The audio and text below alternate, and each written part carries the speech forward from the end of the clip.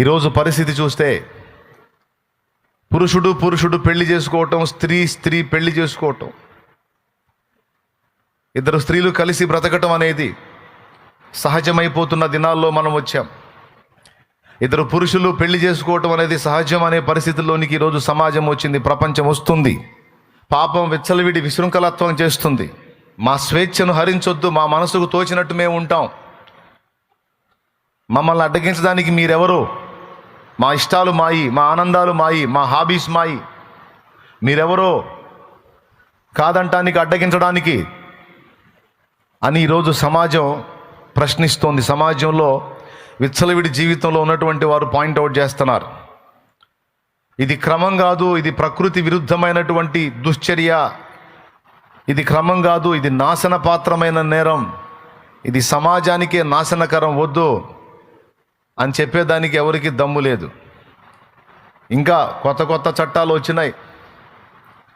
స్త్రీ భర్తతో మాత్రమే గాక తనకిష్టమైతే వేరే సంబంధాన్ని కూడా కలిగి ఉండొచ్చు, అది ఏమాత్రం తప్పు కాదు అనే విధంగా ఇప్పుడు వచ్చింది. ఇట్లా రకరకాలుగా ప్రపంచ పరిస్థితి, దేశకాల పరిస్థితులు మారిపోతున్నాయి. భూమి అలానే ఉంది, ఆకాశం అలానే ఉంది, కానీ మనుషుల ప్రవర్తనలో చాలా భయంకరమైన పెనుమార్పులు సంభవించాయి. థాయిలాండ్ బ్యాంకాక్ అనేది పాపానికి పుట్టిల్లులాగా ఉన్నాయి ఆ ప్రాంతాలు. విచ్చలవిడి అక్కడ. అయితే ప్రతి చోట కూడా క్రీస్తు రక్తంలో కడగబడిన పరిశుద్ధులైతే ఉన్నారు.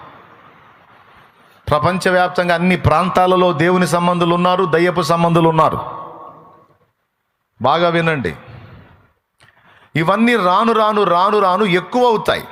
అది యేసయ్య చెప్పింది. నోవహు దినములలో ఎలాగుండెనో మనుష్య కుమారుని దినములలో అలాగుండును, లోతు దినములలో ఎలాగుండెనో మనుష్య కుమారుని దినములలో అలాగుండును అన్నాడు. నోవహు దినములలో ఎలాగుండెను? ఒక నోవా ఫ్యామిలీ తప్ప మిగిలినటువంటి యావత్ కుటుంబాలన్నీ కూడా దైవోగ్రతకు పాత్రమైనటువంటి నేరాలు చేస్తూ, ఘోరాలు చేస్తూ, ఎంత కోపం వచ్చిందంటే దేవునికి మొత్తాన్ని కూడా ఒక దెబ్బతో నాశనం చేయాలని కంకణం కట్టుకున్నాడు. ఏ ఒక్కరిని కూడా బ్రతకనియొద్దు, ఒక నోవా ఫ్యామిలీని మినహాయించి మిగిలిన అన్ని కుటుంబాలని కూడా.